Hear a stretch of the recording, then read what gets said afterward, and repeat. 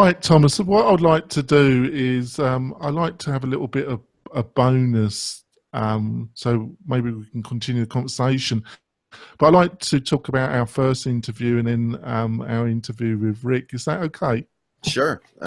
Um, and I'll get it edited.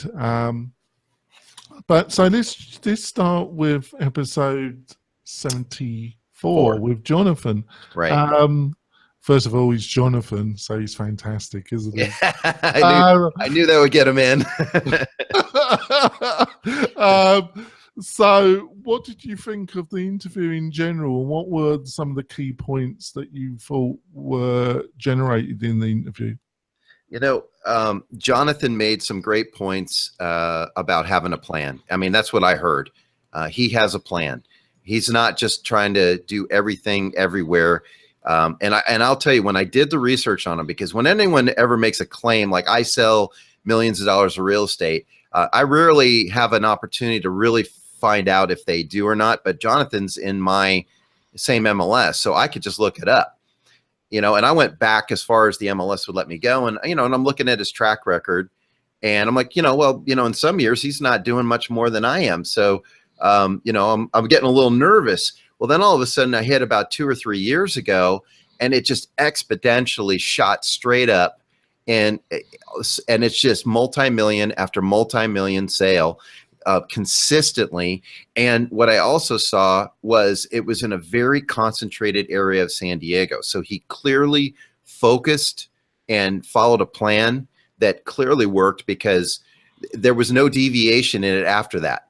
And so his claim was really true. And then I had to ask, well, how do you make such a turning point that rapidly? Because, 1 year he's Joe Average agent making a nice career. Actually, I shouldn't say he's Joe Average. He was selling, way above like 4 or 5 times the average realtor. Yeah.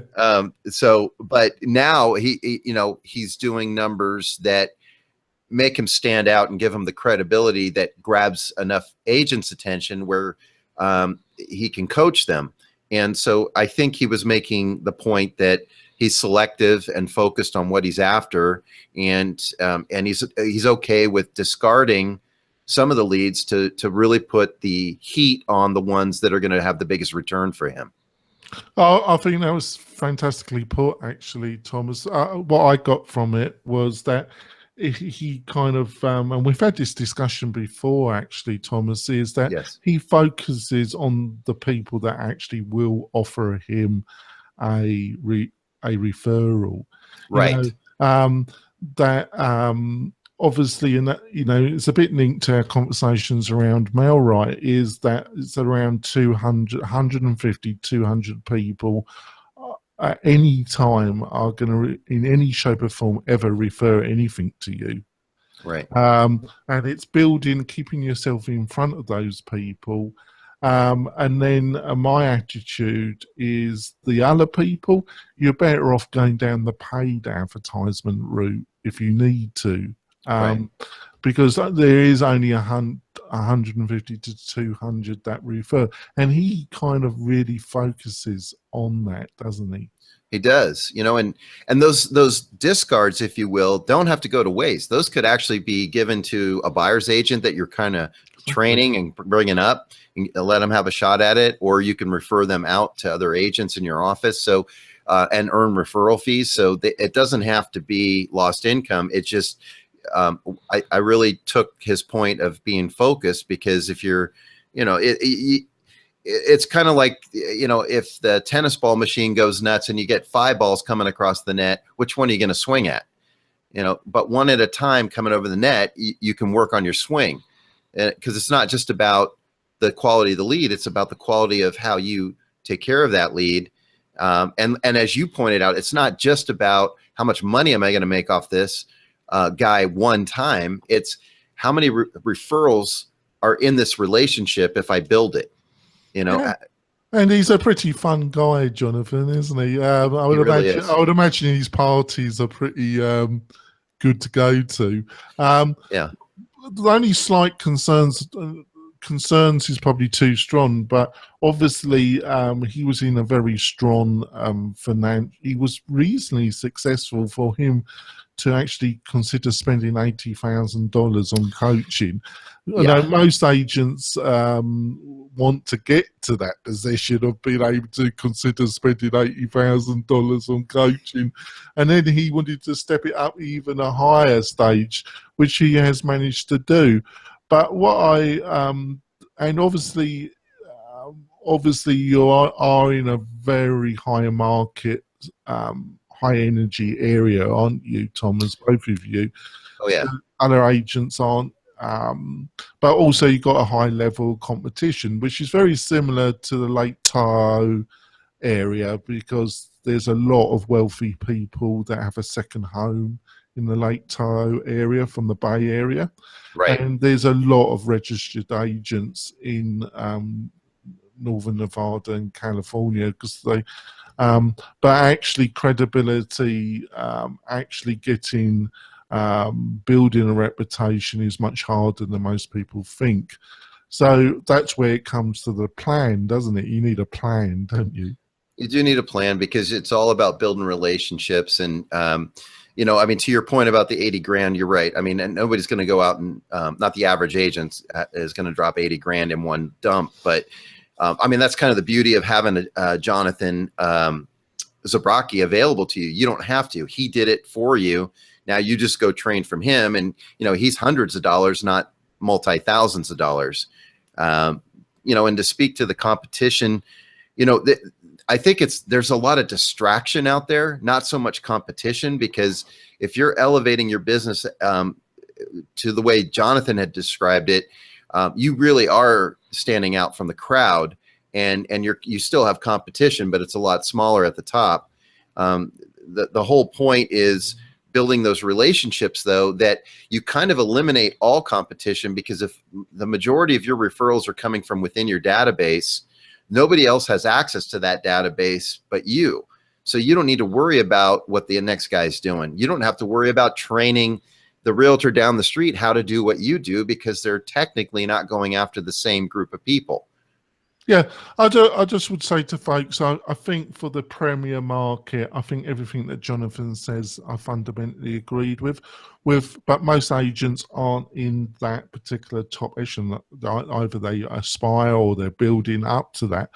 If you're in the medium ground, I think you've got to be a bit more proactive and have a wider net. But what I would say is some of the key points that he illustrated in the interview, I would still, even in that less is the wrong word, but less premier market, I think the things that he pointed out you can still utilize quite effectively, can't you, Jonathan, Thomas? Yeah, having a conversation with yourself there. No, I regularly do, actually. Do you know, Thomas? No, I do agree with that. It's obvious, Thomas, isn't it? No, what you said is true, because first of all, you know, the biggest myth out there is that you have to have been born into that wealthy neighborhood to sell in that wealthy neighborhood, or run at that same level. I mean, let's face it, a lot of the people I sell homes to make a heck of a lot more money than I do. But that doesn't intimidate me, because they need my help. And who sells more houses, them or me? And so I'm there to help them. And if I'm confident enough to work in that market, you know, what Jonathan pointed out in the interview is true. Working with a $200,000 buyer is the exact same amount of work fundamentally as a $2 million buyer. But I'm going to tell you something, there's a lot more pain that comes with the 200,000 buyer sometimes, because they're dealing with challenges at that level that a $2 million buyer may not. But I'll tell you something that's common in both, because I've worked with both. I've sold as high as 4 million, and I've sold as low as 85,000. So, and I treat them all the same as far as the level of service, but they all struggle with decision. And that's what I'm really there to help them do. And I don't make the decision for them, but I facilitate enough information so that they can arrive at an informed decision. They all struggle with that. And I'll tell you something else. The $200,000 buyer always wants the 250 condo, and the $2 million buyer always wants the $3 million house. So they all struggle with that too. They all hit a ceiling, and it's part of our job to help guide them into the decision, which is a process of elimination fundamentally. I think that's fantastic. So let's go on to our last interview, which is episode 75, and that's Rick and LinkedIn. What were your key things you got from that interview? Well, Rick, Rick and I have a history together. So I've learned from him over the last 11 years, and things that he reiterated today are just as true today as they were when I learned them from him a decade ago. And it's about relationships. It's, the analogy I was given early in my sales career was, if you wouldn't show up on a first date with a dozen roses and a motel key, then why would you show up on a first meeting and try to sell a client immediately? It's too much too soon. Rick does a great exercise when he starts a class. He says, everyone that's here to buy something from me, raise your hand. And of course, nobody does. And he says, great, because I'm not here to sell you anything. So, he kind of disarms us, because it's not about selling. It's about building a relationship so you have the trust. The sale comes down the road once you have the relationship and the trust. But so many people try to skip those steps, and that's why deals blow up on them, because they don't really have a committed buyer or seller. Yeah, exactly. I thought obviously we have to have him back at some time, because but he kind of illustrated some of the techniques that he utilizes after the initial connection to actually foster some discussion. I totally agreed with him about the profile. Somebody that doesn't have a picture, I think myself, oh my God. And, spending a bit of time on it. And also, people do tend to think they're going to have to spend gobs and gobs of time on this. But Right. It's more about having some idea about what you're actually doing and why you're doing it, and being a little bit consistent. You don't have to spend an enormous amount of time on it, do you? No, you just have to have a plan. You have to, some of our previous guests on earlier shows have made this point where you can plan out your week or your month of what your posts are going to be. I don't think you want to go too far out, because things change in the market or in your industry. But you can always remove something and do something more impromptu, but have a plan. And then it's really about just executing on that plan, maybe making a few connections that day, a few comments. Rick was talking about, there's some default congratulations and default endorsements, but you have the option to customize those. And I think when you take the time to customize them, put a message in there that says, hey, I didn't just click a button, I actually took the time to write something to you. It makes all the difference, because I get 300-400 birthday wishes on LinkedIn every year, and I know maybe 20 of the people that sent me the wish. So the other 380, it doesn't mean a thing to me. It's, you click the button. So it's about the relationships that you develop, and he made a great correlation between LinkedIn being like a chamber of commerce, because what you do on LinkedIn is essentially the same principles you follow when you're live networking belly to belly.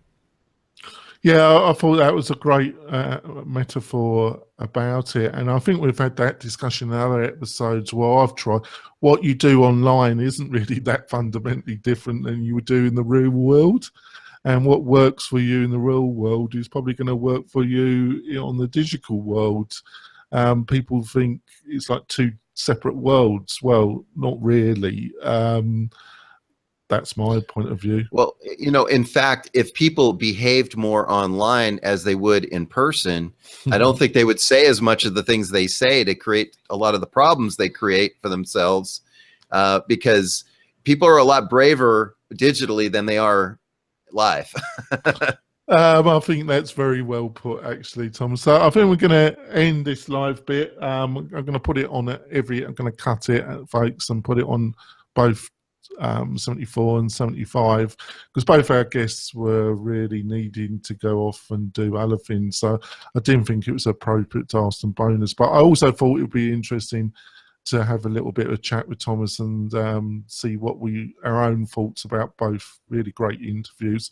And we'll be back soon. Bye, folks. Bye-bye.